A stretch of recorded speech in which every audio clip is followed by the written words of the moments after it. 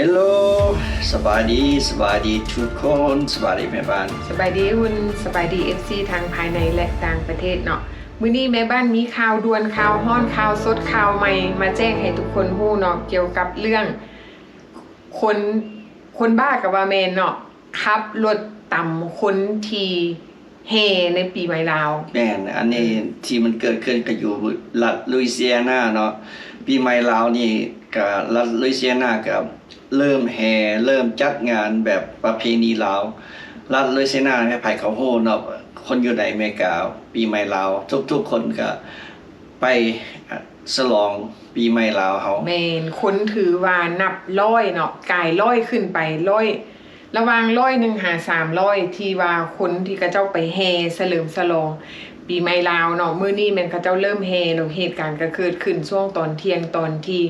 พี่น้องประชาชนลาวเฮากำลังแห่เฉลิมฉลองบุญปีใหม่ลาวก็ได้มีคนบ้านั่นเขาว่าคนขาวเนาะคนขาวนี่มันก็ข่าวอเมริกาเฮาก็บ่ฮู้ว่าแม่นข่าวอเมริกา 100% บ่หรือว่าข่าวอเมริกาซอดหรือว่าจังใดอันนี้เฮายังบ่ฮู้แต่ว่าณปัจจุบันนี้อยู่ในเหตุการณ์ตามที่เฮาเห็นที่เขาเจ้าลงคลิปว่าแม่นคนขาวเนาะโดยที่หมอนี่จอดรถไว้อยู่ไกลๆมีความตั้งใจแล้วก็บ่ได้เมาแม่นบ่ได้เมาแล้วก็ขี่ผ่านฝูงชนเลยเนาะผ่านขบวนพาเหรดหรือว่าผ่านขบวนที่เขาเจ้าแห่ขบวนเซิ่งเนาะแม่นล่ะกำลังม่วนอยู่เนาะ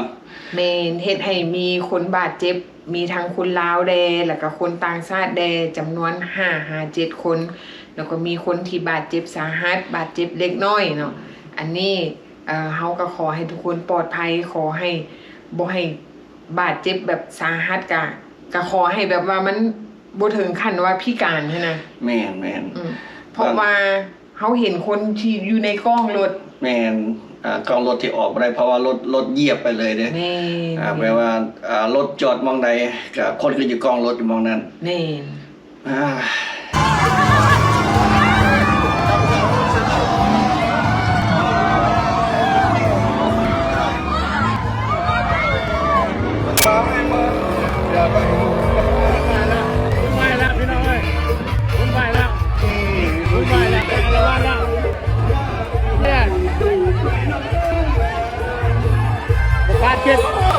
จับได้ฟักเด็กมันเก่งจังฟักหิมฟักเด็กมัน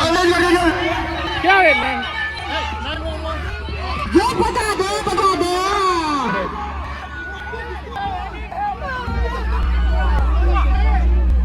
รถหยุดคนเลยพี่น้องตุ๊กเลย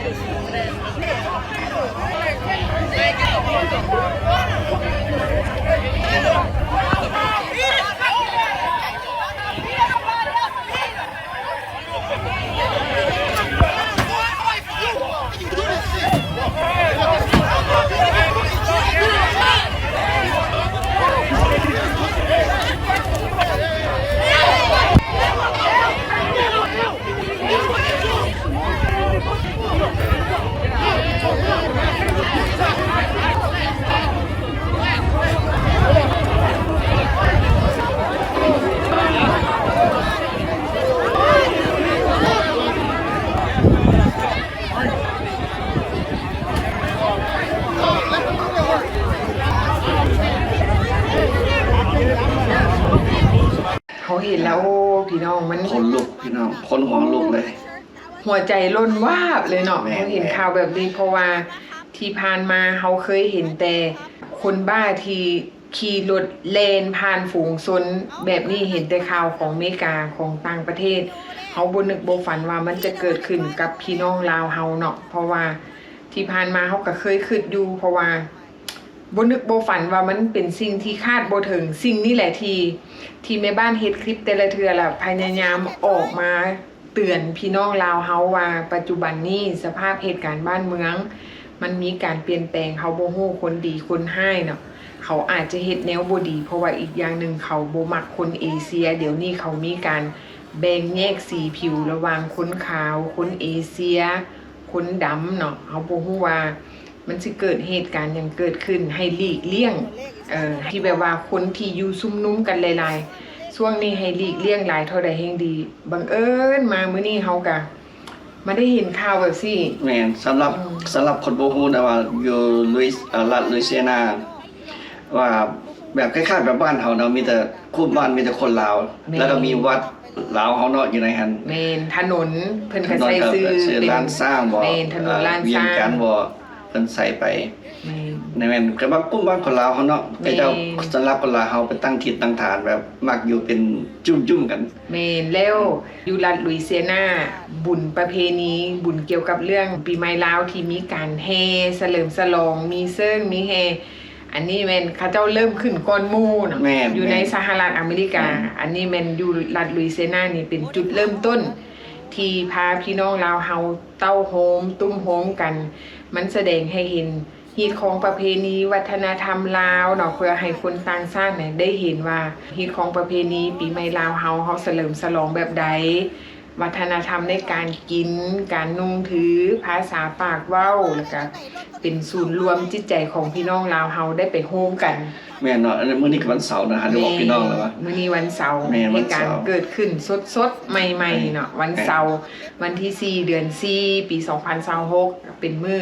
เฉลิมฉลองปีใหม่ลาวที่ว่ารัฐนี้ถือว่าเป็นจุดเริ่มต้นของมีการขบวนแห่แบบนี้ แล้วในอีก2อาทิตย์ข้างหน้า2-3 อาทิตย์ข้างหน้าท้ายเดือน4เดือนนี้เนาะก็จะมีขบวนแห่ที่ยิ่งใหญ่ที่สุด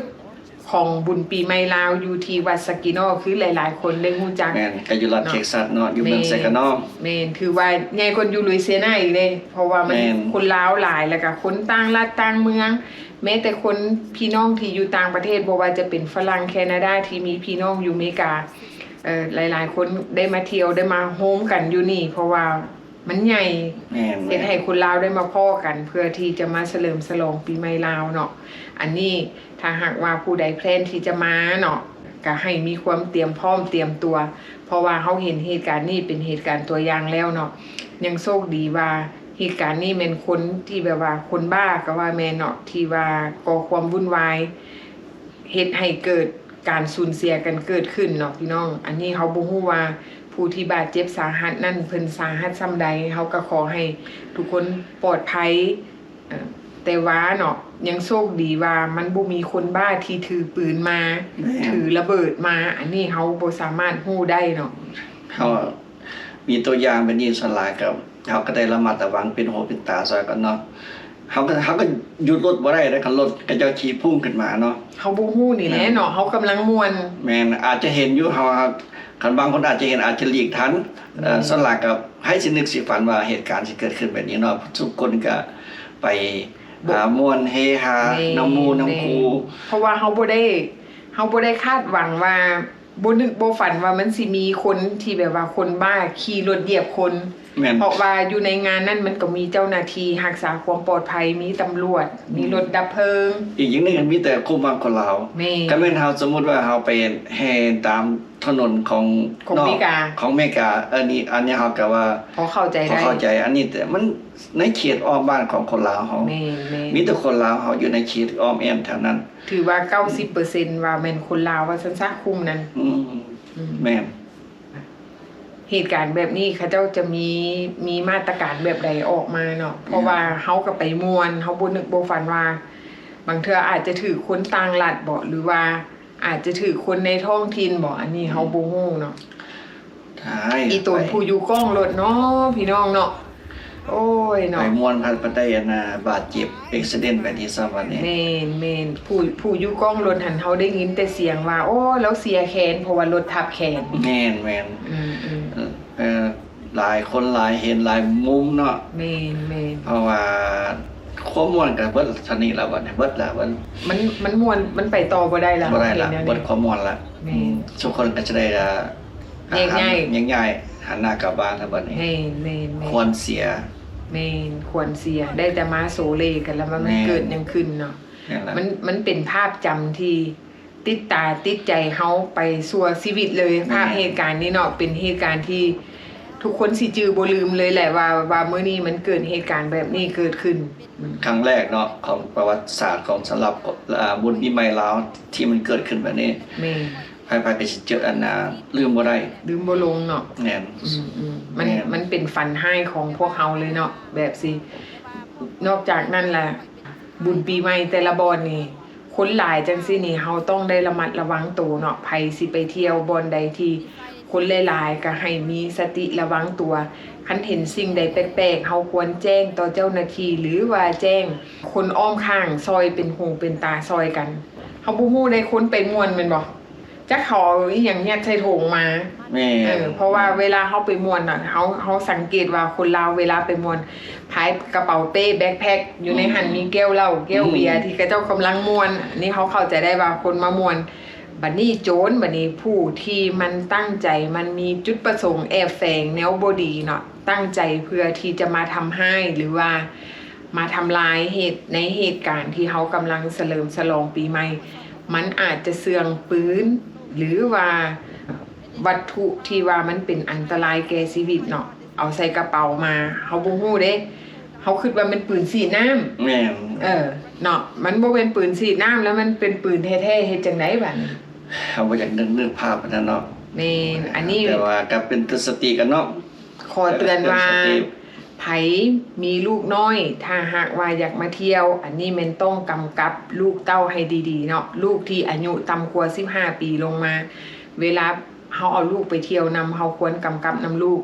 เพราะว่าที่ผ่านมาเฮาเห็นเนาะบางคนที่มาเที่ยวมามวนปล่อยลูกแลลิ้นตามวัดโดยที่บ่มีพ่อแม่กำกับเนาะเฮาบ่ฮู้ได้ว่าหนึ่งเกิดกรณีเขาลักพาตัวเอาลูกเฮาไปเฮ็ด ส่วน จัง ห ได๋ ลายเนาะเฮาก็เห็นแต่วัยรุ่น แม่ รุ่น10 กว่าปี รุ่น18ปีลงมา แม่นก็พากันม่วนเล่นอันนั้นสีดน้ำใส่กันว่าหรือว่าเอาอันแนวแทหนวดครีมเชฟอย่างนั้นแล้วก็ทา แม่ จนขาวจั่วพุ่นล่ะ แม่ อันนี้ก็เฮาก็เห็นมาหลายๆงานเนาะแบบนี้ แม่ ก็น่าเป็นห่วง เป็นห่วงอยู่บ่ใดบังเอิญเฮาถือคนที่บ่ดีมาปองให้คิดแนบเอาลูกเฮาไปพ่อแม่ก็กำลังม่วนก็คิดว่าลูกแลลิ้นน้ำหมู่ว่าหมู่เขาสิเบิ่งกันเองเนาะพ่อแม่ก็มักม่วนเว้าถึงว่าบางคนที่ไปฟ้อนอยู่ห้านลำวงบ่ไปย่างเลาะบ่ก็ปล่อยให้ลูกแลลิ้นอยู่วัดบัดยามสิเมื่อมาซอกหาลูกบ่เห็น เนาะ โอน คือกรณีแบบสิแลเนาะพ่อแม่ก็ม่วนลูกก็ไปม่วนบังเอิญเกิดอุบัติเหตุเนาะรถเหยียบคนซอกหาลูกได้บัดนี้ลูกก็ซอกหาพ่อแม่บัดนี้เฮาบ่ฮู้ได้หนึ่งในนั้นอาจจะเป็นคนในสมาชิกครอบครัวของเฮาก็เป็นได้อันนี้ต้องได้กำกับบางคนมีลูกน้อยๆ 4-5 ปีที่เอาไปนำอันนี้เฮาต้องได้เบิ่งว่าลูกต้องได้ติดตัวอยู่กับเฮาตลอดเนาะผู้ใดมีลูกน้อยอันนี้แม่นควรมีสติซอยกันเนาะพี่น้องมีสติตื่นเพราะว่าเหตุการณ์บ้านเมืองทุกมื้อนี้มันมีการเปลี่ยนแปลงก็คือเฮาเห็นนี่แหละเนาะถือว่าพวกเฮานี่อยู่ในความเสี่ยงอยู่ในภาวะสงครามกับว่าแม่นสงครามเศรษฐกิจสงครามคนบ้าสงครามคนที่แบ่งสั้นวันน่ะแบ่งแยกสีผิวบางเทื่อเขาสั่งคนเอเชียเนาะเขาสั่งคนดำเขาสั่งคนขาวอันนี้เฮาบ่ฮู้ว่าอันใดมันจะเกิดกับพวกเฮาก็คือเหตุการณ์ณมื้อนี้มันสอนให้พวกเฮาฮู้หลายๆอย่างเนาะว่าเฮาควรมีสติระวังตัวบางคนอาจจะว่าโอ้ยมาเว้าให้คนย่านมาเว้าให้คนตื่นเห็นบ่มันเกิดขึ้นแท้เนาะเฮาบ่ได้เว้าให้ตื่นแต่ว่าเฮาควรมีสตินี่เห็นบ่ ถ้ามันเกิดขึ้นแท้เลย เกิดขึ้นแท้ก็จังสิแลได้แต่มานั่งเสียใจ มันจะแย่อย่างก็ เขาบอกว่ากันไว้ดีกว่าแก้ ถ้ามันแย่เดี๋ยวจะแก้บ่ทันนี่มันบอกมันแย่แล้วมันแก้บ่ทัน แบบแม่บ้านว่ามันแย่แล้วก็แก้บ่ทัน แม่มัน โอ แย่ เค แก้ เนาะ บ่ทัน โอเคเนาะพี่น้องนะครับพี่น้องกันสิติดตามไปเรื่อยๆเนาะข่าวนี้ว่าสิเป็นจังไดเนาะ แม่น แต่สำหรับนี้ครับก็บ่อยากเว้าหยังหลายเพราะมันยืดมันยาวเนาะ แม่นเฮามีแต่รอถ้าฟังเบิ่งหลายๆคนที่เขาเจ้าอยู่ในเหตุการณ์เนาะว่าที่เขาเจ้าเห็นเหตุการณ์เขาเจ้าจะออกมาเล่าเรื่องราวให้เฮาฟังแบบใดเนาะเฮาก็ติดตามไปเรื่อยๆแต่ว่าก่อนอื่นเบิดเฮาก็ขอให้ทุกคนปลอดภัยเนาะขอให้ผู้ที่บาดเจ็บในครั้งนี้ ก็ให้ ขอให้ปลอดภัย ปลอ เนาะ ดภัยบ่ให้แบบ บ่ให้เจ็บหนัก เจ็บหนักแม่นล่ะ แม่น คือมันเจ็บไปเจ็บแบบว่าพอผัวได้เนาะ แม่นนะขอให้ทุกคนปลอดภัยเด้อพี่น้อง แม่น เด้อขับรถกลับบ้านก็ขอให้ขับมาด้วยความมีสติเนาะคันเมาแล้วบ่ต้องขับเนาะพี่น้องเนาะเพราะว่าทุกมื้อนี้เมาแล้วครับระวังถูกจับเนาะมีโทษ อือฮึ แล้วก็โทษหนักอีกบ่คือตะกี้เด้ เนาะ เอาคนลาวเอาหักแพงกัน แม่น อยู่ใส่ก็หักแพงกันช่วยเหลือกันเนาะพี่น้องเนาะโอเคเจอกันคลิปหน้า บ๊ายบาย บ๊ายบาย